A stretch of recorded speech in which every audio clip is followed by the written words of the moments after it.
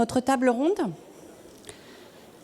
J'imagine que cela fera venir les personnes qui sont encore dans le salon. Bienvenue donc dans cette première table ronde du Congrès national de la FNCDG 2022. Table ronde que j'ai le plaisir d'animer. Je suis Séverine Bellina, journaliste, membre du réseau Service Public. Pendant cette session, qui devait durer 1h30, mais nous allons la conduire et briller dans le rattrapage du temps. Pendant cette session, nous allons analyser les transitions. Alors, on a un petit peu modifié le titre, les transitions qui ont déjà et celles qui auront un impact sur la gestion des ressources humaines dans les collectivités locales. On part des transitions qui ont été identifiées dans le rapport parlementaire qui a été cité tout à l'heure, le rapport de Debellonnet-Savatier de 2019, à savoir transition écologique, énergétique, digitale, démographique, et on va vite retrouver la transition démocratique, vous le verrez dans les interventions. Nous avons collectivement compris cet été, mais déjà bien avant, depuis quelques années, avec la crise sanitaire notamment, que la notion de transition, elle n'est plus définissable uniquement par ou synonyme de moment ponctuel de passage. Aujourd'hui, elle est synonyme de changement d'état de nos organisations. Et c'est dans cette perspective qu'avec les panélistes, on vous propose d'aborder cette session en essayant, en répondant, on ne fait pas qu'essayer, aux questions suivantes. Quels métiers les transitions impactent-elles? Comment est-ce qu'elles les impactent? Qu'est-ce qu'elles changent dans leurs conditions d'exercice, dans l'organisation du travail? Quelles sont les conséquences sur les fonctions d'encadrement? Et on va même évoquer les élus. Comment créer de nouveaux viviers avec de nouvelles compétences dans un contexte de baisse d'attractivité de la fonction publique territoriale? Comment accompagner ce changement? Quel est le rôle justement des centres de gestion pour soutenir les collectivités dans l'appréhension de ces transitions? Et plus globalement, on s'interrogera aussi sur comment est-ce que ces transitions repositionnent la fonction RH au sein des organisations. Alors, nos 7 panélistes vont répondre à ces questions. Je vais vous les présenter d'ores et déjà dans l'ordre de leurs interventions. Fabien Bottini, professeur de droit public à l'Université du Mans, cofondateur de la chaire Neutralité Carbone 2040, qui est portée par la même université et dont vous nous parlerez. Fanélie Saint-Jean, chef de projet Territoire Prod au sein de l'association Interconnecté, le réseau des territoires innovants. Françoise Gatel, sénatrice d'Ille-et-Vilaine, présidente de la délégation sénatoriale aux collectivités territoriales et à la décentralisation. Jean Flamand, responsable de projet département travail, emploi, compétences de France Stratégie, service du Premier ministre. Mathilde Icard, directrice générale du Centre de gestion de la fonction publique territoriale du Nord. Mais vous intervenez ici en tant que présidente de l'association des DRH des grandes collectivités. Vincent Lemot, vous êtes premier vice-président de la FNCDG. Vous êtes également président de Guingamp-Paimpol Agglomération et maire de Plouec-du-Trieux. Alors, vous deviez interagir avec Hervé Cherubini, qui s'excuse et qui est malheureusement retenu du fait d'intempéries. On va voir s'il peut arriver en cours de notre session, mais nous en doutons à ce stade. Le programme est très chargé, donc nous allons démarrer tout de suite. Nous ne pouvons pas dépasser, je vous en informe d'ores et déjà, 17h10, puisque vous devez embarquer. Sinon, il y aura quelques petits soucis logistiques. Nous avions prévu d'interagir avec vous, mais du coup, ce ne sera pas possible et nous en excusons. Alors, tout de suite, Fabien Bottini, vous allez nous parler des enjeux financiers et humains de ces transitions écologiques et énergétiques. Je vous cède la parole. Alors, merci beaucoup.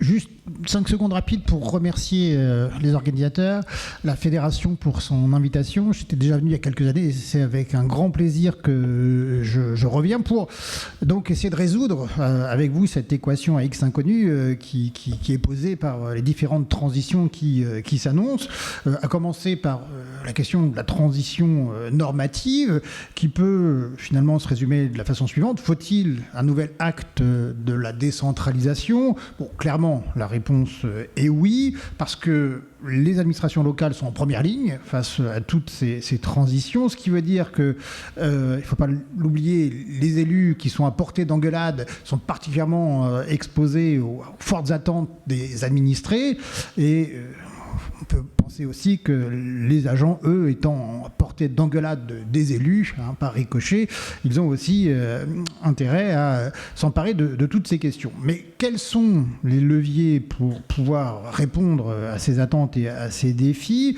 Là, la question se corse, puisque c'est notamment la question des moyens financiers. Juste 2 chiffres pour remettre les choses dans leur contexte. On estime que la transition écologique, c'est 30 à 60 milliards d'euros par an, soit 2 à 3 points de PIB. D'accord, mais où trouver l'argent lorsque l'on sait que de crise en crise, il y a un effet ciseau sur les finances publiques qui fait que finalement, il y a 2 leviers qu'on peut imaginer. Premier levier, c'est une augmentation des recettes, mais vous savez tous qu'en termes de prélèvement obligatoire, la France est déjà championne du monde, donc cette piste semble fermée. Reste l'autre piste qui a commencé en réalité à être déjà exploitée, c'est celle d'une réduction des dépenses, et c'est bien sûr dans ce contexte-là, je ne vais pas le développer, ça a déjà été esquissé, que la réunion, le congrès de la fédération prend tout son sens, puisqu'on comprend bien que les centres de gestion vont avoir un rôle important à jouer en termes de mutualisation des moyens pour faire face aux défis qui s'annoncent.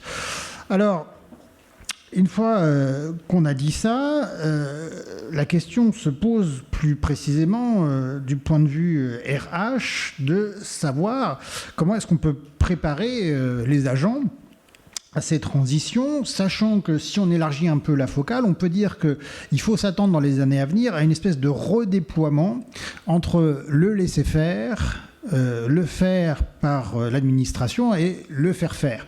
On a en effet le sentiment que les administrations vont devoir travailler de façon partenariale de plus en plus avec un certain nombre d'opérateurs économiques. D'ailleurs, les prestataires que vous venez de visiter sont là pour cette raison-là.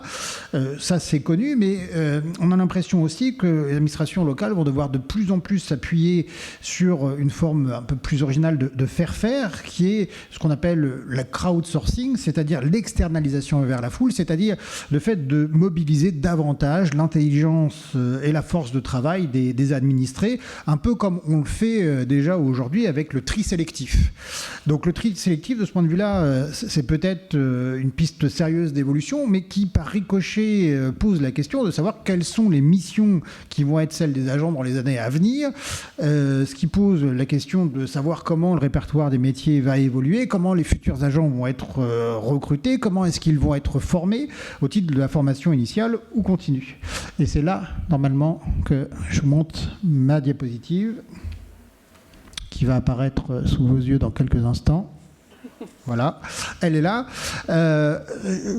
Alors, je vous montre cette diapositive dans le cadre de la fameuse chaire Neutralité 2040 que je mène pour l'Université du Mans, dans le cadre d'un projet de recherche ambitieux qui est soutenu par l'Institut universitaire de France et en partenariat avec le HESS notamment, puisque dans le cadre de ce projet, en réalité, on essaye d'identifier les outils, alors juridiques, budgétaires, dont les administrations locales vont avoir besoin dans les années à venir, enfin même dès maintenant, pour pouvoir faire face aux transitions. Alors, dans le cadre de ce projet, je voulais vous montrer cette vignette parce que, au fond, ce que vous avez sous les yeux, c'est ce qu'on a appris à faire depuis 30 ans. C'est-à-dire, comment est-ce qu'on peut mobiliser l'action publique, notamment l'action publique locale, pour assurer le développement économique des territoires. Ça, depuis 30 ans, on a appris à le maîtriser, on sait très bien le faire. Le problème, c'est que c'est absolument plus adapté à ce qui nous attend pour demain. Et donc, c'est ce schéma, en réalité, qu'il va falloir complètement réinventer à partir de maintenant. Alors, comment est-ce qu'on peut le réinventer ? Eh bien, c'est pour ça qu'on a inventé la chaire, pour essayer de trouver des pistes de solutions. Déjà, il y a peut-être, du point de vue RH, une piste à laquelle vous pouvez penser, c'est le recrutement de bourses CIFRE. Alors, je ne sais pas si vous êtes familier avec la chose, mais les bourses CIFRE, pour faire simple, ce sont des doctorants qui sont implantés dans des administrations ou des entreprises et qui travaillent pendant 3 ans à une recherche de haut niveau qui est destinée à répondre à une problématique particulière, dans votre cas, aux problématiques spécifiques à vos territoires. Alors, ça présente un intérêt pour vous de recourir à ces bourses CIFRE parce qu'elles sont financées en partie. Vous avez une subvention de 14 000 € qui est versée à l'employeur par une agence dédiée de la recherche, 14 000 € sur 3 ans. Et à l'arrivée, donc, vous pouvez, par exemple, si on raisonne en termes juridiques, avoir quelqu'un qui, pendant 3 ans, va réfléchir à des montages juridiques complexes qui sont nécessaires pour vous permettre de faire face aux défis propres à votre territoire sur la transition écologique. Donc je vous en parle parce que c'est un outil qui existe, plein d'avenir, mais dont les administrations locales ne se sont pas encore véritablement emparées. Alors il y a d'autres intérêts, d'autres aspects de cette chaire qui rejoignent vos préoccupations immédiates d'aujourd'hui. C'est la question par exemple de la formation, parce qu'on l'a dit, il va falloir former les agents aux défis des transitions, mais ça ce sont des choses qu'il faut essayer de co-construire ensemble de façon, par exemple, à être sûr que les étudiants qui sortent de la formation initiale soient opérationnels au regard de vos attentes précises. Alors, 2 petits exemples très rapides pour terminer là-dessus. Moi, je suis toujours frappé de voir que dans les administrations locales, il y a toujours 2 services qui se font face, un service de développement économique et un service de développement durable. Parce que, de mon point de vue, l'avenir, ça va être de réunir tout ce petit monde dans un seul et même service, ce qui suppose de créer une culture commune, pour, par exemple, ne plus faire d'un côté une évaluation économique et puis en parallèle une évaluation environnementale, mais bien de front une évaluation qui puisse être véritablement économique. Les outils du point de vue scientifique, ils existent, simplement il n'y a pas la culture encore dans l'administration de l'État territorial pour pouvoir s'en servir, et donc ça fait partie des objectifs de la chaire de pouvoir proposer des solutions en termes de formation qui seront utiles de ce point de vue-là. Je vous remercie. Bravo, merci pour ce respect du temps. Je vous remercie beaucoup, c'était pas simple. Chaire que vous avez cofondé. Hein. C'est ça, et qui est soutenu par l'Institut universitaire de France, ainsi que par l'EHESS, et puis d'autres partenariats, dont les éditions VK, que je remercie pour leur confiance. Merci. Alors, Fanélie Sanjoin, vous travaillez plus particulièrement sur le sujet de la transformation des métiers et de la transition numérique des agents. Et vous allez évoquer des études lors de nos échanges. Il y a un certain nombre de résultats qui sont assez surprenants, notamment 2/3 des agents, je ne sais pas si je le formule correctement, mais 2/3 des agents estimeraient ne pas avoir le bagage suffisant face à l'évolution numérique de leur poste. Alors effectivement. Donc je vais présenter rapidement notre structure. Du coup, je vais vous demander de mettre ma première slide, si c'est possible. Merci beaucoup. Le réseau pour lequel je travaille, donc c'est une association qui a été créée il y a 10 ans par France Urbaine et Intercommunalité de France, donc ex-ADCF, pour accompagner les collectivités dans la transformation numérique. Donc, comme vous pouvez le voir à l'écran, on a une partie très événementielle avec un forum national par an, 9 événements régionaux, un concours de labels, un concours de start-up. On a aussi une partie commission numérique conjointe à Intercommunalité de France, France Urbaine, avec des manifestes qu'on rédige collectivement. Et on a une partie accélérer les projets territoriaux avec un programme de formation et de partage entre pairs qui permettent d'avancer notamment sur cette transformation numérique. Nous considérons au sein du réseau que la thématique de la transformation des métiers et de la formation numérique des agents des collectivités est un grand enjeu qui n'est pas suffisamment pris en compte par les collectivités aujourd'hui. C'est pour cette raison que nous animons justement un groupe de travail de 21 collectivités sur ce sujet. Pour nous, les transitions écologiques et numériques sont complémentaires. Ce sont des choses qui fonctionnent ensemble. Au niveau du réseau des interconnectés, on considère que le numérique public doit être un numérique public responsable qui s'engage sur les valeurs responsables au niveau social, mais aussi au niveau environnemental. Ça a d'ailleurs été affirmé dans le cadre du manifeste pour des territoires numériques responsables qui est juste ici et qui a été adopté collectivement par les élus de la commission numérique conjointe Intercommunalité de France, France urbaine et intercommunalité, dont je vous parlais tout à l'heure, et qui a été remis à Cédrico en mars 2021. On m'a confié aujourd'hui la mission de faire un zoom sur l'impact de la transformation numérique sur les métiers des collectivités et du coup, j'ai décidé de vous parler de l'étude prospective du CNFPT sur les impacts de la transition numérique sur les métiers de la fonction publique territoriale. Aujourd'hui, on le sait tous, c'est le diagnostic dont on dispose de manière officielle. On constate que près d'un tiers des métiers territoriaux seront fortement impactés dans les 10-15 ans à venir. Donc là, sur cette slide, je vous ai présenté quelques métiers qui ont été ciblés, sensibles, avec un fort besoin de monter en compétences, dont le métier de chargé d'accueil, dont je parlerai un petit peu après de manière spécifique. J'ai décidé aussi de vous parler d'une autre enquête sur les compétences numériques des agents territoriaux, et c'est ce sur quoi vous m'avez proposé d'intervenir. C'est une enquête qui a été menée collectivement avec donc, notre association Les Interconnectés, PIX et le Syntec numérique fin 2020, début 2021, et qui va peut-être vous intéresser. L'objectif de cette étude, c'était de mesurer le degré de maîtrise réelle des compétences numériques des agents territoriaux. Grâce à une mesure réelle des compétences, on s'est donc appuyé sur le dispositif PIX, qui à la base est une start-up d'EPTA, mais qui est aujourd'hui un service public qui permet d'évaluer, de développer et de certifier les compétences numériques.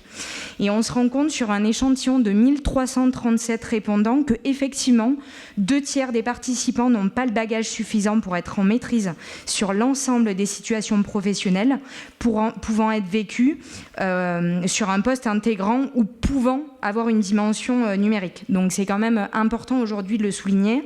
1/4 des participants sont en grande difficulté et les moins de 34 ans restent en fragilité sur des sujets clés comme la sécurité ou encore les données personnelles. Donc c'est quand même important à souligner. J'ai quelques retours d'expérience aussi là, après avoir vu la partie étude, j'ai quelques retours d'expérience des éléments qu'on constate au sein de notre réseau en lien avec les problématiques soulevées dans cette table ronde. La nécessité de travailler main dans la main avec les collectivités pour définir leurs besoins de terrain. Donc les opérateurs, comme les centres de gestion que vous êtes, doivent, à notre avis, certes accompagner les collectivités, mais veiller surtout à bien monter en compétence les acteurs en interne de la collectivité. C'est une transformation profonde qui nécessite qu'elle soit appropriée par les agents.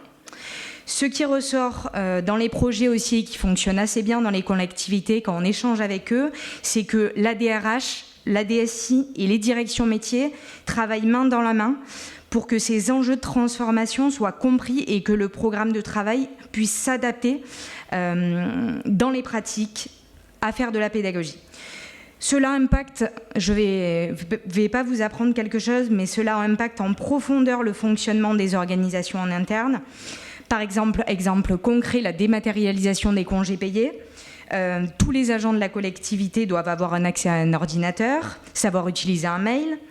Les conséquences que ça a très directement, avec un exemple concret, c'est tous les agents, par exemple, des espaces verts, doivent intégrer un programme de formation pour savoir utiliser ces outils, mais aussi avoir accès à un ordinateur. Donc c'est des choses, voilà, c'est une toute petite transformation, c'est un exemple d'une toute petite transformation, mais pourtant qui répercute les services et dont il faut accompagner. On constate aussi un impact lié aux services publics. Effectivement, il y a une ambition de l'État pour simplifier les démarches, rendre les choses plus accessibles, mais on revendique quand même dans le réseau de conserver un accès non numérique pour les citoyens afin de garantir l'accès aux droits à tous, et je pense que c'était important de le souligner aujourd'hui. On pense souvent qu'au côté informatique, mais ce n'est pas seulement l'utilisation d'un logiciel, mais c'est surtout la manière de travailler qui change, une manière de travailler en collaboratif avec du partage de documents. Et ce n'est pas forcément dans les habitudes classiques. je voulais vous parler d'un exemple concret, par exemple de la fonction d'accueil dans le service public. C'est un métier dont on parle effectivement dans l'étude de CNFPT.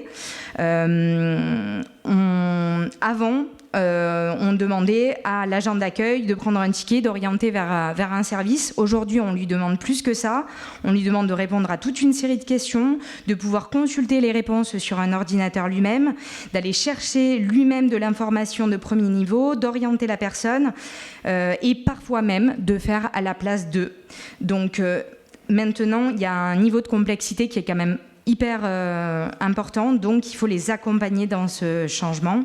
On a pas mal d'exemples de bonnes pratiques aussi dans le réseau pour cette montée en compétences, avec des démarches d'accompagnement des compétences, de développement des compétences via PIX, mais aussi des kits de bienvenue numérique qui permettent de faciliter l'intégration des nouveaux agents dans la collectivité face à de nouveaux usages numériques.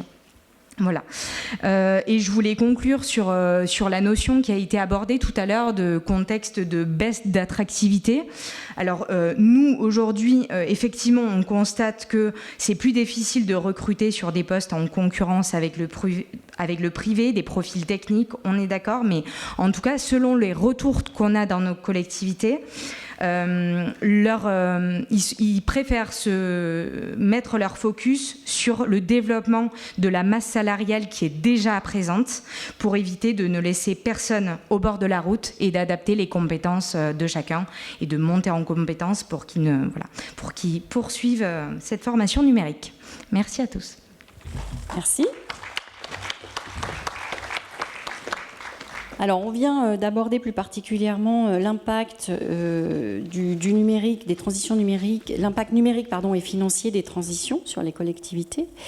Et Madame Gattel, donc j'ai plusieurs questions à vous poser, mais notamment celle-ci, lorsque nous l'avons abordée dans nos échanges préparatoires, vous insistiez vraiment sur la notion de mutualisation pour ces deux impacts.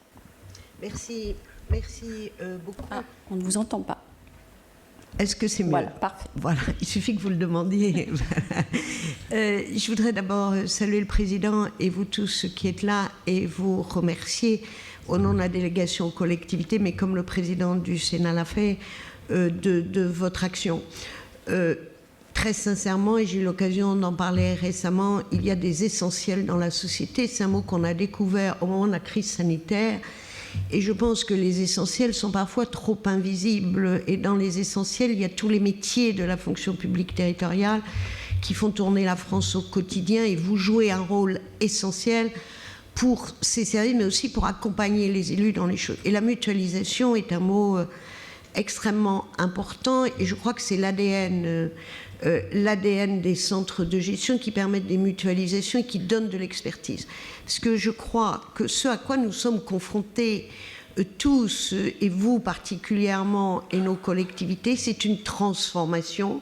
Je crois que nous rentrons dans une ère nouvelle, avec des transitions, on l'a dit, qui sont numériques, qui sont écologiques, mais qui sont aussi profondément sociétales, et que tout cela change profondément la manière dont les gens ont envie d'exercer des métiers dans la fonction territoriale, dont ils peuvent le faire, et comment on accompagne chacun. Permettez-moi de donner un petit exemple qui un jour a fait beaucoup rire le préfet, parce que nous inaugurions une maison France Service. Et je lui dis, moi je trouve ça formidable de donner un accès à tout le monde et dans les territoires, puisque nous, notre obsession, c'est l'efficacité de l'action publique jusqu'au dernier kilomètre. Sauf que certains d'entre vous ici ont sûrement vu le film Le Père Noël et une ordure. Et dans ce film, il y a Zézette. Et rappelez-vous, Zézette, assise sur le canapé en essayant d'écrire son nom sur un formulaire de la sécurité sociale. Et bien Zézette, elle dit, il n'y a pas assez de cases. Donc moi, je suis toujours frappée par ça, avec ce que vous avez dit, madame, qu'il faut accompagner l'ensemble, non seulement de nos concitoyens, mais de tous les agents qui parfois ont une peur de ce qui leur paraît insurmontable, parce que ça transforme leur vie. Donc ça, c'est un vrai sujet, et je sais que vous le portez bien. Et la mutualisation est aujourd'hui, pour nos collectivités, une réponse extraordinaire, parce que dans les collectivités, on a des très grandes régions, on a des grandes métropoles, et puis on a une échelle que vous connaissez aussi bien que moi, de communes qui ont à rendre les mêmes services, en lisant les mêmes règlements que le préfet envoie le vendredi soir, parfois qu'il n'y a plus de secrétaire de mairie, et des gens qui sont en panne parce qu'ils ne savent pas faire. Et que je pense que vous, ce que vous apportez, c'est l'expertise, la mutualisation et l'accompagnement au changement. Et je crois qu'il y a un enjeu extrêmement fort de dialogue, d'échange et de coopération beaucoup plus fort aujourd'hui avec les élus locaux. Parce que la fonction publique territoriale, c'est comme nos deux bras. Il y a les élus qui veulent, qui doivent rendre des comptes, et puis il y a l'armée, si je puis dire, toujours extrêmement engagée de l'ensemble des agents qui vont réaliser les choses. Et on a des élus qui sont démunis parce qu'ils n'ont pas de culture managériale, ils sont eux-mêmes en proie à des tas de questions, et vous êtes là, un peu comme un phare qui les éclaire, et votre rôle... Donc mutualisons, parce qu'aujourd'hui il y a une société qui exige une expertise extrêmement importante dans des tas de champs. Je prendrai l'exemple de la cybersécurité, vous en avez parlé. Il y a la question de l'accès, mais on a vu des collectivités se trouver victimes de cyberattaques. Comment on fait ? Comment le personnel subit ça ? Comment on se prémunit ? Et comment vous pouvez vous saisir de choses de cette nature pour qu'on garantisse un objectif qu'on partage, qui est l'efficacité de l'action publique jusqu'au dernier kilomètre. Et puis peut-être, on en a parlé ensemble, moi je pense qu'il y a un très gros défi dont on parle trop peu. C'est celui de, pardon, je me permets de vous interrompre, c'est celui de l'acceptabilité des décisions. Acceptabilité, absolument. Voilà. Alors, c'est la démocratie participative qui est une chose qui n'a pas de consistance pour moi. Parce qu'on ne la définit pas aujourd'hui et que très souvent, c'est une sorte d'obsession qui parfois, parce qu'on ne sait pas comment la mettre en place, n'est pas toujours aussi démocratique qu'on le pense, parce que parle dans les réunions des gens, ce qu'on appelle des sachants, des gens qui savent, qui prennent la parole, qui osent, etc. Et en même temps, on voit bien qu'aujourd'hui, les agents sont comptables de décisions qui sont prises par des élus et que nous avons une transformation sociétale gigantesque qui est l'exigence du concitoyen qui veut tout de suite et de manière remarquable, et sa grande ingratitude pour être aimable. Et que je pense que vous êtes au cœur de tout ça et que le défi, il n'est pas simplement technique dans tous les champs qu'on a évoqués, la transition écologique, le numérique, c'est très vrai. Mais qu'en même temps, le défi, il est dans la manière dont élus et agents arrivons à être sur des modes conduite de projet pour qu'on explique à nos concitoyens qu'ils puissent accepter et comprendre. C'est-à-dire qu'il y a une sorte de diagnostic partagé, parce que je crois que c'est comme cela qu'on permettra de limiter l'anxiété des agents, la brutalité de la relation qu'il peut y avoir entre un concitoyen et un jardinier qui se fait engueuler parce qu'il arrose où il y a de la mauvaise herbe, et que je pense qu'il y a un tiers dans le mode opératoire. Il n'y a plus que l'élu et que l'agent, mais il y a le citoyen, chacun devant être à sa place, et je pense qu'il faut qu'on parle beaucoup de ça. Et dernière question, enfin en tout cas que je souhaitais vous poser. Lorsque nous avons échangé sur la question de l'attractivité, vous avez tenu à insister sur la notion du sens et aussi du rôle spécifique des centres de gestion de ce point de vue. Absolument. Je pense que l'attractivité est un vrai sujet, comme elle est aussi dans le secteur privé ou pour d'autres métiers. Mais surtout, on a une différence d'attractivité selon la catégorie et la taille des collectivités. Chacun le sait. C'est pourquoi au Sénat, nous lançons une mission sur l'attractivité de la fonction territoriale avec un volet particulier sur les secrétaires de mairie. Aujourd'hui, c'est un métier qui est un métier tellement frontal est polyvalent, il y a peu d'aspiration pour le faire quand vous n'avez pas de perspective d'évolution de carrière. Ça veut dire qu'il faut aussi des mutualisations au sein des intercos. Et l'attractivité, ça veut dire qu'il faut parler des métiers.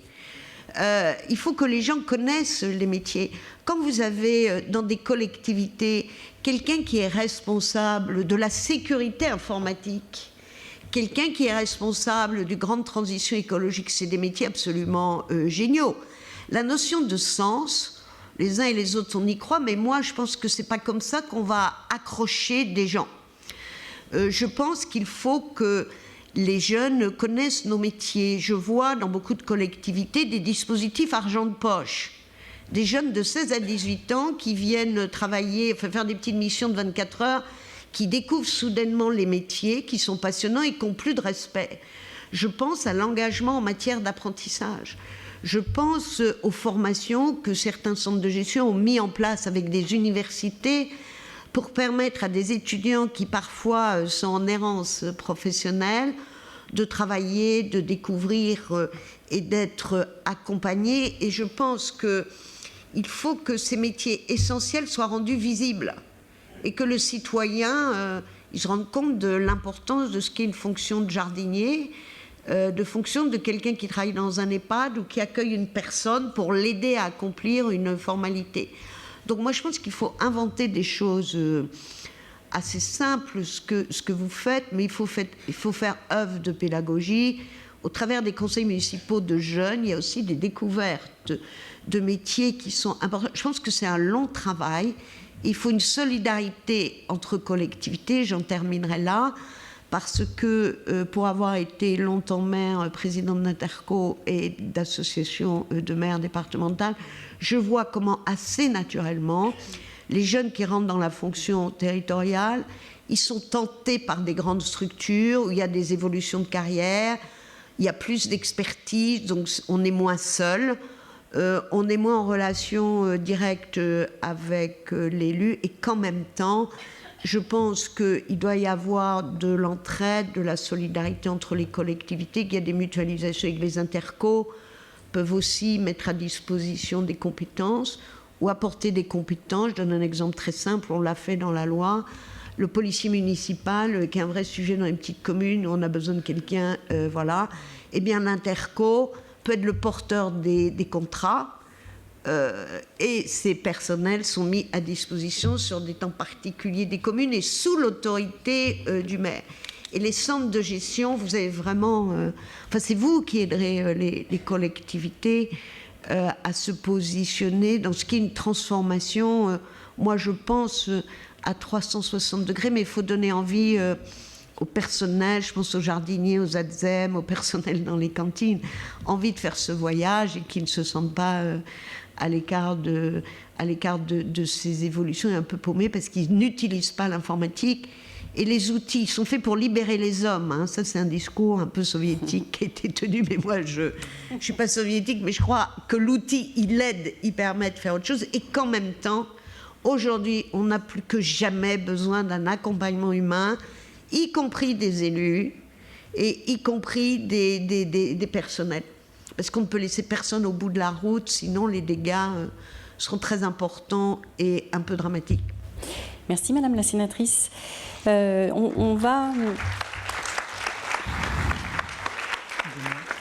allons continuer sur les métiers, mais vous avez fait référence au secteur privé et je voulais partager avec vous ce que je considère, je ne sais pas si je me trompe, mais plutôt comme une bonne nouvelle. Une étude sortie en 2002, 40% des milléniums indiquent avoir déjà choisi un emploi dans une entreprise parce que celle-ci agissait plus pour l'environnement que ses concurrents. Espérons que cela ouvre de belles perspectives. Monsieur Flamand, je vous laisse la parole. Vous êtes co-rapporteur justement du rapport Métiers 2030 de France Stratégie. Et vous allez nous dire quels en sont les principaux enseignements du point de vue du sujet de nos tables rondes. Bonjour à tous, merci de votre invitation.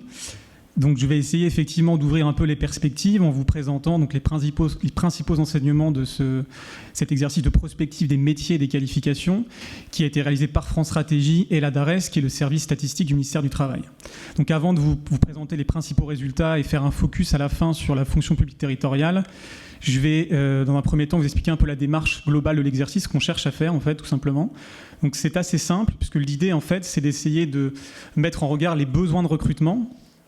Et les besoins de recrutement, c'est deux choses, c'est-à-dire les créations d'emplois, les créations nouvelles de postes qui vont résulter de la dynamique de l'économie. Et c'est également l'ensemble des départs en fin de carrière, c'est-à-dire l'ensemble des postes qui seront laissés vacants par les seniors qui vont quitter le marché du travail. Donc c'est essentiellement des départs en retraite, mais pas simplement. Ça peut être aussi des départs définitifs de l'emploi pour raisons de santé notamment. Donc ces deux composantes des besoins de recrutement, on va les mettre en regard pour chaque profession, donc 83 professions dans notre exercice, on va les mettre en regard avec le flux de jeunes qui va sortir du système éducatif chaque année. Alors, la mise en regard de ces besoins et de ces ressources constituées par les jeunes nous permet de mettre en évidence ce qu'on appelle des déséquilibres, donc on le qualifie de partiels, puisque bien évidemment, une partie des postes pourront être pourvus par d'autres personnes, par exemple des personnes qui sont déjà en poste et qui chercheront à se reconvertir ou même tout simplement à monter en qualification. Également des personnes qui sont au chômage et qui retourneront en emploi, ou même des personnes inactives qui vont revenir sur le marché du travail, voire dans certains métiers, notamment dans le bâtiment, où on sait que l'appel à des travailleurs immigrés est très important. Donc, premiers principaux résultats de cet exercice. Quels seront les métiers les plus dynamiques en matière d'emploi? Donc on retrouve sur ce graphique les 15 professions qui ressortent comme étant les plus dynamiques à l'horizon 2030. Eh bien, on a deux grandes familles de métiers. La première, c'est l'ensemble des professions de soins et d'aide aux personnes. On retrouve notamment les infirmiers, les aides-soignants ou les aides à domicile, et qui vont être très dynamiques en raison notamment de l'accroissement des besoins de santé auxquels il faudra répondre en raison d'une tendance structurelle et qui est quasi inéluctable à l'horizon 2030, qui est le vieillissement démographique, compte tenu notamment des gains d'espérance de vie qui ont déjà été acquis par les générations nombreuses du baby-boom.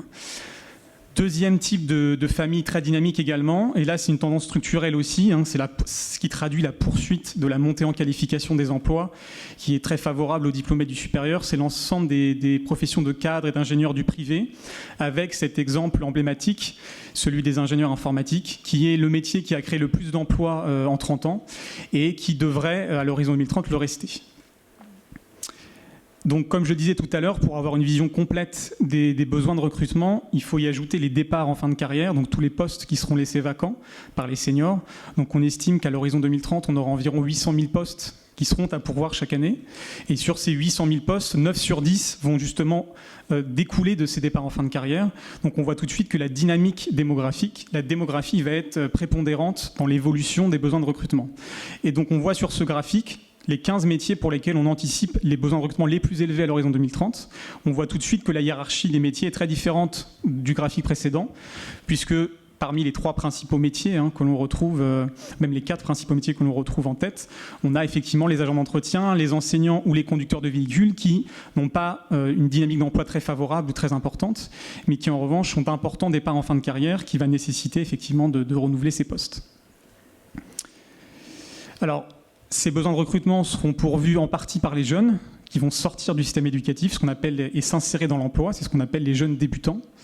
Donc on estime qu'environ 640 000 jeunes vont s'insérer dans l'emploi chaque année à l'horizon 2030. Et donc vous retrouvez sur ce graphique les 15 métiers vers lesquels ils se tourneraient le plus 3 ans après leur sortie du système éducatif. Donc on retrouve des professions assez variées, des métiers qu'on peut qualifier de première partie de carrière, comme les vendeurs ou les employés et agents de maîtrise de l'hôtellerie-restauration, dont font partie les serveurs, qui sont souvent des métiers de première partie de carrière et qui permettent ensuite d'accéder à des postes de niveau de qualification supérieur. Et puis, à l'inverse, on a un ensemble de professions pour lesquelles le lien formation-emploi est très important, c'est-à-dire que ce sont des métiers qui exigent et qui requièrent des compétences spécifiques qui s'acquièrent par le biais d'une formation, qui est très souvent sanctionnée par un diplôme. C'est essentiellement le cas dans les professions de santé, et on retrouve également le métier d'ingénieur informatique. Donc quel déséquilibre à la fin peut-on anticiper dans les 15 professions que je vous ai présentées tout à l'heure, donc les 15 professions pour lesquelles on anticipe le plus de besoins de recrutement à l'horizon 2030. Donc on retrouve ces 15 professions ici, avec à droite du graphique, on retrouve la partie création d'emplois et départ en fin de carrière que constituent les besoins de recrutement.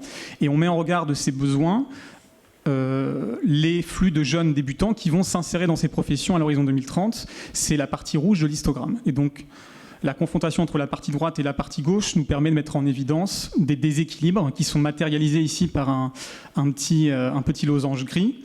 Et ce qu'on voit tout de suite, c'est que dans la plupart de ces métiers, le déséquilibre est positif, ce qui veut dire que spontanément, le système de formation initiale ne permettra pas de répondre aux besoins qui sont anticipés dans ces professions. Donc il y a un déficit potentiel de main-d'œuvre qui pourrait advenir. Si je prends par exemple les agents d'entretien, on aura un déficit spontané de 330 000 postes qui ne seront pas pourvus par les jeunes qui sortent de formation initiale. Si je prends les aides à domicile, c'est environ 220 000 postes qui ne seront pas pourvus. Donc on voit tout de suite que tout l'enjeu de ce travail, en fait, c'est d'essayer de ce diagnostic, c'est d'essayer de faire en sorte que ces déséquilibres ne se réalisent pas, en invitant justement l'ensemble des acteurs, publics, privés, spécifiquement les acteurs de l'emploi, de la formation et de l'orientation, à mettre en œuvre des dispositifs ou des actions correctrices qui vont permettre d'éviter que ces déséquilibres ne se manifestent. Donc évidemment, les leviers sont multiples et à adapter en fonction des professions, mais d'ores et déjà, on peut dire qu'effectivement, il y a un véritable enjeu, notamment sur certaines professions que j'ai citées, comme agent d'entretien ou aide à domicile, où il y a des conditions de travail et d'emploi qui sont très difficiles et qui sont des freins très importants et qui expliquent en partie les difficultés de recrutement qu'on trouve dans ces professions. Dans certains cas, il faudra augmenter les places de formation, mais on voit que ce n'est pas effectivement la solution miracle, puisque ouvrir des places de formation, ça ne suffira pas toujours dans certains métiers, effectivement, à ce qu'il y ait davantage de jeunes qui se forment. Et puis, de manière plus globale, il y a aussi, en amont du marché du travail, un certain nombre de stéréotypes associés à certaines professions, un déficit d'image qui peut expliquer aussi qu'on se retrouve dans certains cas avec des difficultés de recrutement très importantes. Donc tout l'enjeu de ce travail, c'est d'essayer effectivement d'aider les décideurs publics à orienter notamment les politiques d'orientation des chômeurs vers ces professions.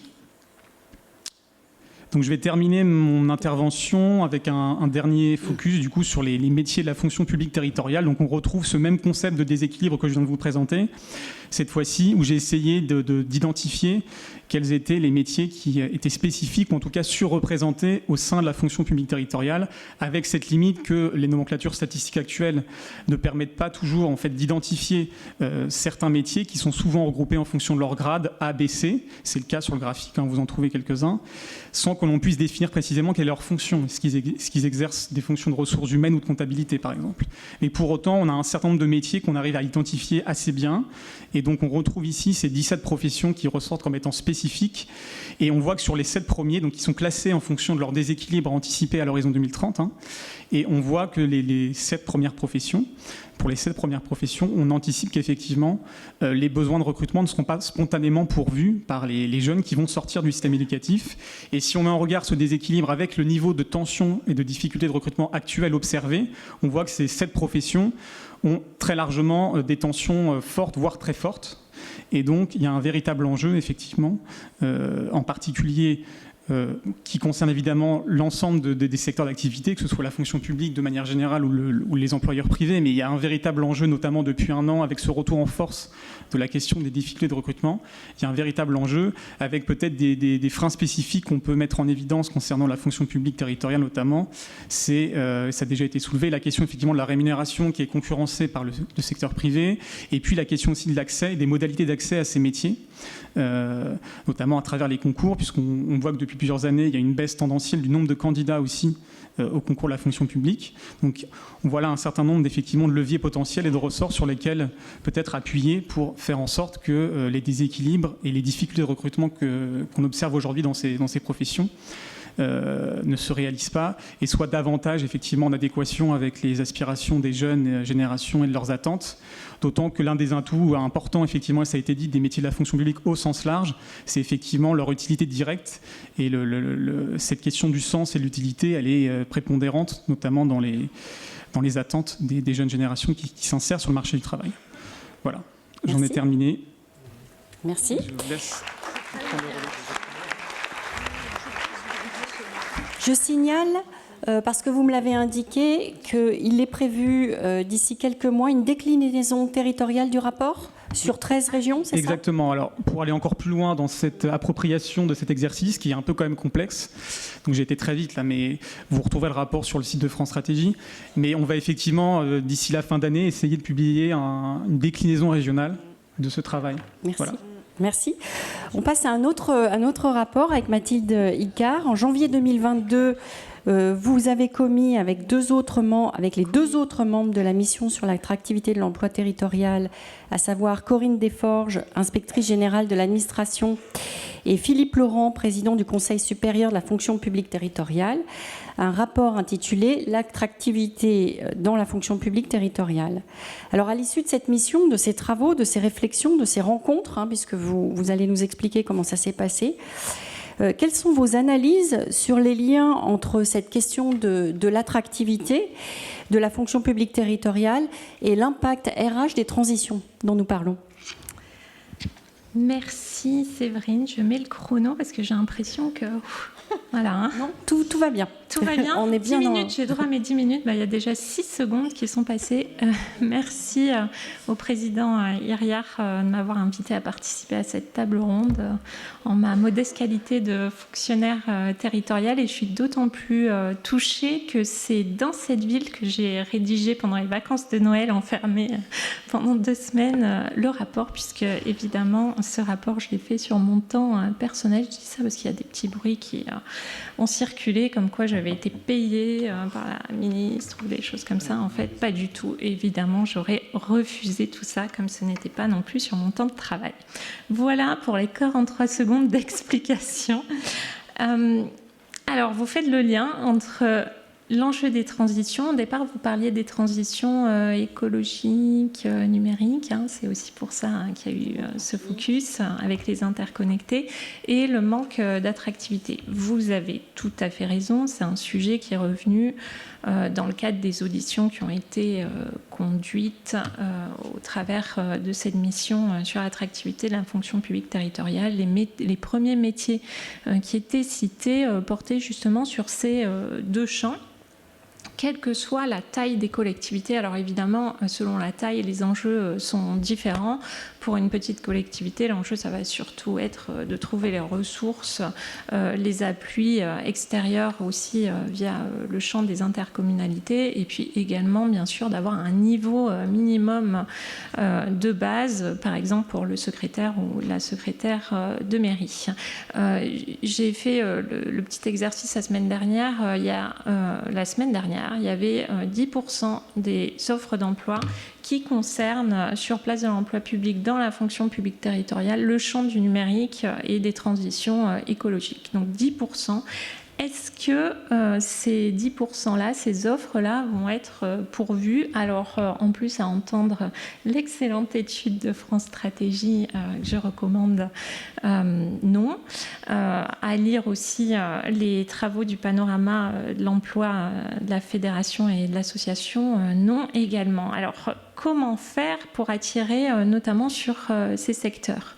Donc une petite anecdote, j'ai eu la chance d'être formée il y a quelques mois dans un cycle interfonction publique, comme quoi on forme les cadres de la fonction publique aux enjeux des transitions et notamment des transitions numériques. Et je demande aux jeunes intervenants qui avaient l'air très calés sur ces questions-là du numérique, mais vous là qui êtes si engagés, pourquoi vous ne rejoignez pas la fonction publique? Ça, c'est un peu mon travers. À chaque fois que je rencontre quelqu'un, je lui dis il faut passer les concours, faut intégrer la fonction publique. Manifestement, vu son pull tricoté à la main un peu limite, il ne travaillait pas dans le privé pour l'argent. Et il me dit, parce que j'ai quand même noté, il me répond la fonction publique fait de l'informatique, pas du numérique. Elle produit des silos, pas de l'innovation. Donc, je me suis pris évidemment une sorte de retour de boomerang et ça, c'est quelque chose qu'il faut entendre. Je me disais aussi que si j'avais eu la chance d'écouter et de discuter avec les jeunes étudiantes d'AgroParisTech qui ont fait leur intervention il y a quelques mois, qu'est-ce qu'ils nous auraient dit aussi sur leur vision de la fonction publique territoriale, alors que pourtant, c'est une fonction publique qui est riche de sens, comme l'a dit Madame la sénatrice.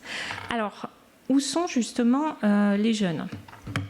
Ça, c'est une question. Dans la fonction publique territoriale, c'est la fonction publique qui est la plus, qui attire finalement le moins les jeunes. En moyenne, il y a 10 ans d'expérience avant d'intégrer la fonction publique territoriale. Donc il y a peu de jeunes, tous les enjeux d'apprentissage notamment sont devant nous. Dans le cadre de l'enquête qui a été adossée à la mission attractivité, enquête produite par la DITP, la Direction interministérielle de la transformation publique, à l'attention de jeunes qui avaient décidé de ne pas intégrer la fonction publique ou qui ne connaissaient pas la fonction publique. Il y a eu des éléments très intéressants que je vous invite aussi. Ah oui, ça c'était pour dire, j'ai oublié de dire que moi j'ai pas eu la chance de faire partie des ateliers de codage comme il y a aujourd'hui, qu'il faudrait qu'on les attire, tous ces jeunes-là. Et d'ailleurs, je fais une digression, essayez de faire l'enquête PIX, parce que franchement, enfin, voilà, on n'est pas forcément tous très bons. Peut-être que cette jeune fille est meilleure que moi. Donc l'enjeu, c'est comment, en effet, on les attire. Donc cette jeune fille-là, comme d'autres, mais en fait, à 30%, ce qu'elle connaît, c'est ce qui relève de son expertise d'usage, c'est-à-dire ce qui a fait qu'elle a vu des services publics dans les écoles, dans les espaces verts, mais c'est tout. On a posé aussi d'autres questions, que certains, d'ailleurs, l'Institut hésitaient à ce qu'on pose des questions. Ils m'ont dit, mais non, Mathilde, quand même, on ne peut pas poser ces questions-là. Comment on peut accéder à la fonction publique territoriale ? Donc, rassurons-nous quand même, la moitié, même plus de la moitié des répondants savent qu'on peut y accéder par concours. C'est un sujet qui me tient à cœur, ou via des offres d'emploi. Par contre, ils sont encore 9% à penser qu'il faut connaître un élu. Et ils sont un ou une élue. Et ils sont encore 26% à penser qu'il faut être résident de la commune. Oui. Donc, quand on rapproche tous les enjeux que vous avez cités, la perception des jeunes qui ne viennent pas à nous, on sent que quand même il y a un enjeu de communication et de compréhension des processus de recrutement et d'intégration. Ça, c'est des points importants. Alors, dans le rapport, il y a eu plusieurs préconisations qui sont liées à ces sujets, de nombreuses recommandations. Je ne vais pas y revenir, il me reste 4 minutes. Notamment, un point, nous, j'avais eu l'occasion d'en parler avec France Stratégie, on a eu un gros problème qui intéresse les centres de gestion, qui est qu'on avait du mal à avoir des données consolidées, des données sur certaines thématiques. Ça, c'était possible. Par contre, avoir une fonction d'observation nationale sur la fonction publique territoriale, ça n'est pas, et sur la fonction publique en général, ça n'est pas encore à l'ordre du jour. Donc, il y a notamment des recommandations, et c'est super qu'il y ait cette déclinaison au niveau régional de fonctions d'observation et de prospective au niveau régional, et puis avec des focus sur les bassins d'emploi, avec aussi tous les enjeux de mobilité interfonction publique, public-privé, etc. Il y a aussi des recommandations sur la question de l'accès, la question des concours. Alors, sur le numérique, juste un exemple qui figure dans ce rapport, sur le numérique, les concours pour l'accès à la catégorie, enfin au cadre d'emploi d'ingénieur, n'intègrent pas tous les systèmes informatiques, c'est-à-dire les enjeux d'intelligence artificielle, de la donnée, etc. Donc après, il ne faut pas s'étonner qu'on n'attire pas ceux qu'on voudrait recruter. Voilà. Alors vous pourriez me dire aussi, oui, mais de toute façon, tous ces gens, ils ne veulent pas rentrer dans la fonction publique territoriale par le concours. Alors, ce n'est pas totalement juste dans le sens où en fait tous ces jeunes ils sont intéressés quand même par la perspective d'un emploi stable. Ça ne veut pas dire qu'ils vont rester toute leur vie dans chez le même employeur, mais par contre ils sont sensibles comme nous tous au fait que l'employeur va créer les conditions d'un emploi stable dans la collectivité et des perspectives de carrière, comme ils sont intéressés aussi par la question de la flexibilité entre la vie personnelle et la vie professionnelle. Et donc tout ça, c'est développé, j'ai pas le temps, dans le rapport. Ça ne veut pas dire non plus qu'ils veulent travailler moins. Ça veut dire en fait qu'ils veulent avoir des perspectives en termes d'organisation du travail. Et ça, la fonction publique territoriale, elle est quand même très bonne sur ce sujet, avec tout le travail qui a été fait de longue date sur la question de l'organisation du travail. Vous avez parlé des managers. Je ne sais pas si vous avez vu en fait que dans l'étude France Stratégie, on va avoir un gros problème de recrutement sur les managers si on ne fait pas quelque chose dans les 10 prochaines années. C'était d'ailleurs une question du dossier. Comment le management évolue dans le contexte actuel? Est-ce que les transitions ont un impact sur le management? Dans ce rapport, il y a aussi plusieurs éléments qui figurent. D'ailleurs, on a voulu faire une deuxième partie sur les expériences inspirantes pour montrer, on y tenait tous, et bien sûr Philippe Laurent le premier, pour montrer qu'il y a beaucoup de choses qui se font dans les collectivités et qu'en fait elles sont méconnues. Et sur le champ du management, il y a déjà énormément d'actions qui sont faites. Cela dit, il y a quelques propositions, notamment sur la question des organisations agiles, de la libération des administrations, d'arrêter les systèmes de silos, de mieux incarner aussi la fonction. Ça, c'est revenu assez souvent, c'est-à-dire globalement, les candidats potentiels connaissent le projet, enfin ils arrivent à avoir accès au projet politique, ils voient qui est l'élu, par contre il ne sait pas à quoi va ressembler son chef, son secrétaire de mairie, son DG, etc. Donc ça c'est des sujets aussi importants en lien avec le management. Et comme il doit me rester 30 secondes, j'ai dépassé 30 secondes. Je devais juste dire en quoi le CDG peut avoir un rôle. Donc, on a parlé de la question de la prospective, la question des concours, notamment. Il y a plein d'autres sujets, mais je veux juste revenir en écho à ce que disait Madame la sénatrice aussi sur le rapport aux usagers et l'évolution. Le fait que les centres de gestion ont un rôle important pour accompagner les transformations du travail, accompagner à l'image de ce que fait dans le privé l'ANACT avec ses systèmes d'ARACT au niveau régional pour aider les collectivités à comprendre le travail et à les accompagner dans les transformations. Et ça implique, je pense, pour nous, d'avoir plus de compétences quand ce n'est pas le cas en sociologie du travail, psychologie, ergonomie, etc. Puisque ce qui est aussi beaucoup revenu, c'est que les conditions de travail, ça reste quand même l'argument clé pour attirer et fidéliser les personnels. Voilà. Merci. Alors, je vous propose de passer à la dernière intervention de la table ronde. On va prendre 5-6 minutes de plus que le temps qui nous était imparti. Je vous remercie tous pour le respect du temps. Donc, devaient intervenir Vincent Lemot et Hervé Cherubini pour les intercommunalités. Nous avions discuté tous les trois et ce qu'il ressortait, comme je vais vous poser les deux questions sur lesquelles nous avions travaillé, et je pense que vous vous souvenez de nos échanges. Vous m'avez dit tous les deux et réciproquement que les intercommunalités sont au cœur du sujet que l'on traite aujourd'hui, des transitions que nous avons évoquées, qu'elles relèvent beaucoup de ce niveau-là. Et vous me disiez que les centres de gestion sont au cœur du réacteur de la fonction publique territoriale parce que vous devez toujours anticiper toutes les transitions, les crises, les transformations, les réformes. Alors, la question qu'on s'était posée tous les trois, c'est du point de vue RH, comment ça se traduit, quelles sont les articulations, et puis je reviens sur le dernier point que nous avions abordé parce qu'il me semble important, qui est quid des élus comme employeurs publics également. Voilà, je vous cède la parole pour 5 minutes. Merci. On est à fêter les 40 ans de la loi de décentralisation et on a nommé tout à l'heure Gaston Defferre à Marseille. Donc c'est juste de commencer par si cette loi n'avait pas été votée, où en serions-nous aujourd'hui? Et effectivement, l'élu employeur territorial n'existerait pas.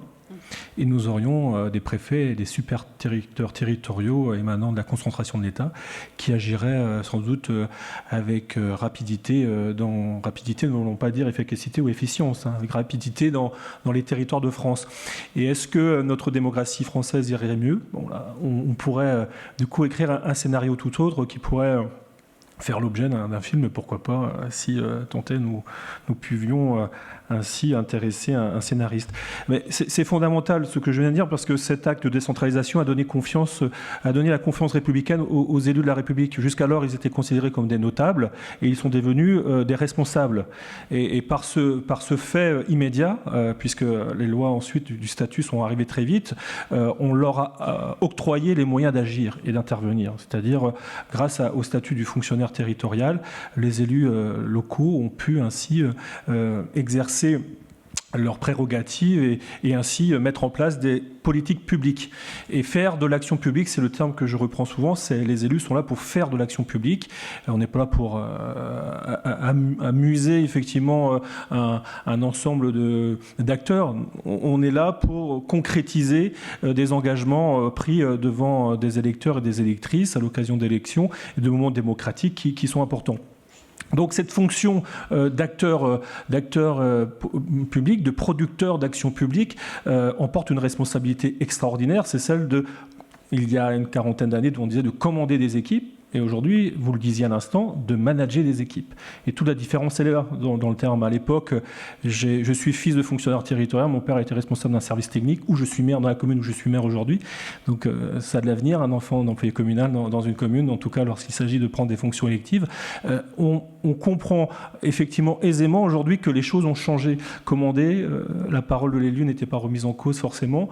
Le citoyen qui était moins misanthrope qu'aujourd'hui, accepter l'autorité de l'élu local et forcément ça allait un peu plus vite et la chaîne de décision arrivait à bon port assez rapidement. Or aujourd'hui ce n'est plus le cas. Aujourd'hui il faut manager, d'abord il faut manager ses équipes d'élus, ensuite il faut manager le projet qui ressort des réflexions issues du management de l'équipe d'élus et enfin il faut pouvoir en tant qu'employeur public avec ces équipes de cadres en fonction de la commune, qu'elle soit grande ou qu'elle soit petite, du secrétaire de mairie ou du directeur ou de la directrice générale des services, faire en sorte que le projet, l'émulation élective se transforme dans un projet d'action publique. Et c'est là aujourd'hui, nous sommes en face à des difficultés, de grosses difficultés qui viennent de par la loi. Moi, j'ai été l'un des supporters de la loi de transformation, de la loi NOTRe, la loi MAPAM, mais je me rends compte aujourd'hui, en étant président d'intercommunalité, que voilà, c'était une gageure. Et aujourd'hui, nous sommes encore dans l'ornière sur un certain nombre d'exercices de compétences, 6 ans après cette loi. Et par ailleurs, nous sommes face à des transitions qui sont plus des crises, soyons clairs. Ce ne sont pas les transitions, c'est nous qui allons les faire, c'est nous qui allons les trouver. On espère que l'Europe, le monde, là c'est un peu moins certain, la France et nous, collectivités territoriales, avec les élus du Parlement, puissions avancer et faire ces transitions. Mais aujourd'hui, on vit des crises. Et les crises, on l'a vécu cet été, climatiques, mais nous avons d'autres crises qui ont été évoquées, la crise du numérique, tout le monde n'y a pas accès, mais on est face à une qui est devant nous, et on la sent venir avec l'inflation, c'est la crise financière 2023, va changer, va recontextualiser nos crises que l'on vit aujourd'hui, c'est-à-dire aujourd'hui nous sommes dans l'actualité de l'environnement, de l'écologie, des phénomènes climatiques, nous sommes dans les appréhensions sociales, donc comment lutter contre cette discrimination. Je pense que la question financière, la question de la crise financière qui se prépare devant nous, et on entend effectivement le gouvernement parler de moins d'abondance, on va devoir encore revoir notre métier, sans doute notre travail en tout cas en 2023. Donc ça veut dire que nous sommes en permanence en transition, ce qui nous oblige, nous, centres de gestion, à devoir être dans l'anticipation et ainsi mettre toutes les problématiques sur la table à un niveau de sérénité, à un niveau de tranquillité intellectuelle. Et je me rends compte auprès de Michel Hiriard qu'on a cette capacité-là dans les centres de gestion et à la Fédération nationale de le faire, et cela pour aider effectivement les communes, les départements, les intercommunalités, parce que là je change de cascade, les présidents d'intercommunalité ne pourront pas tout faire non plus. On est en approche des problématiques, mais à un moment donné, l'étau se resserre, l'étau réglementaire, mais l'étau financier, je le disais il y a quelques instants. Donc les CDG doivent pouvoir être là pour faire l'émulation R&D sur le management, sur la transformation de la fonction publique, et faire en sorte que nous puissions ainsi être les outilleurs des collectivités. Voilà. Et la fonction RH, je pense qu'elle peut évoluer de façon très intelligente dans les années à venir. Nous aurons besoin des parlementaires pour ce faire. notamment peut-être pour donner plus de moyens de gestion de ressources humaines au centre de gestion pour le compte d'eux, le faire par le centre de gestion au lieu que ce soit l'élu local qui est déjà empêtré dans, entre guillemets, mais il y a certains aujourd'hui collègues qui sont en crise de vocation, hein. Ils s'interrogent, d'ailleurs j'organise des réunions de travail sur la gestion de crise aujourd'hui pour pouvoir ainsi donner des outils aux collègues maires. On parle aujourd'hui même de la crise du RH, hein, du maire dans sa fonction d'employeur. Donc aujourd'hui, il faut délester à un moment donné l'employeur, l'autorité territoriale employeur de cette difficulté de gestion RH. Moi, je commence à avoir une conviction personnelle. Je pense qu'elle devient de plus en plus connue de l'ensemble des collègues élus. Et nous voyons que si les centres de gestion étaient plus présents, encore plus présents dans la matière RH au sens R&D, innovation et management des équipes, on l'a déjà. Je ne vais pas rentrer du coup dans les travaux que l'on a pu faire, mais quand on parle effectivement de la prévention au travail, on sait faire, on est dans la santé des agents. Lorsqu'on est dans la carrière des agents, on va quasiment même dans le conseil, alors que ça devrait être la CNRACL, mais on va dans le conseil aussi de la fin de carrière et de la prise de sa retraite. On est même aussi maintenant dans la formation des agents, même si c'est de la compétence d'une CNFPT. Je ne marcherai pas sur les plates-bandes de la CNFPT, mais nous sommes aussi dans les mutations de carrière des agents et donc on participe à cela. Donc on voit bien que les centres de gestion, en tout cas une partie des centres de gestion peuvent le faire. Pourquoi pas aller plus loin au niveau national dans la reconnaissance de cette fonction RH imaginée et du coup peut-être plus gérée, sans forcément enlever le rôle d'employeur à l'élu local, mais plus gérée au niveau des CDG. Merci.